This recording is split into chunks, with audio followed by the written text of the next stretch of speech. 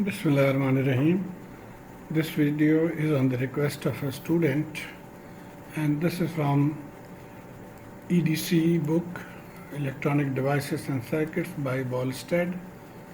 Topic is operational amplifier applications, and we have to derive a formula for the output VO for the circuit by using superposition theorem. So let's recall superposition theorem. In this circuit you can see there are two voltage sources, 10 volt and 6 volt, and the current is I. So according to superposition theorem, we take one source at a time and make the other source zero to find the current. So the first one is that we keep this source and make the other source zero, and the current we'll call it now I1. And the next is that we take the other source and make the first source zero, and the current in this case is now I2, and the total current will be sum of these two. So I is equal to I1 plus I2. So with this background, let's solve the question. Using superposition theorem, derive the equation for the output voltage V0. Now here you can see there are two voltage sources. So to use superposition, we'll make one of the source zero at one time and then the other another time. So we consider one source at a time. Let V1 be zero. So we are making this zero. The making V1 zero means that the voltage at the positive terminal will be zero. So we can redraw the circuit by making positive terminal ground or zero, and the other voltage source remains like this. And now if you recall that this is an inverting amplifier because the input is at the negative terminal, and we have learnt from the basic theory of operational amplifier that the inverting amplifier for output voltage will be given by V out is minus RF over R1, where RF is the feedback resistance. In our case, RF is R4, and R1 is the input resistance. In our case, it is R2. So applying this, and for this voltage source, now the output will call it V02 instead of V0. V02, that is the output due to V2 voltage. So this will be the output formula. V02 is equal to minus R4, that is RF, divided by R2 and multiplied by input voltage. Okay, now we'll make V2 0.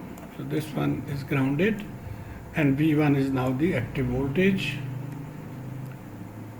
And if we compare with the standard circuits, the input is given at positive terminal, so this is a non-inverting circuit. This circuit is same as this one, just inverted. So this is also a non-inverting amplifier. And for non-inverting, the output is given by 1 plus RF over R1 multiplied by the input voltage V1. Now in our case, V1 is not applied directly, so we have to find this voltage here. Let's call it as VA. So we have to find VA, and when we find VA, our circuit will look like this.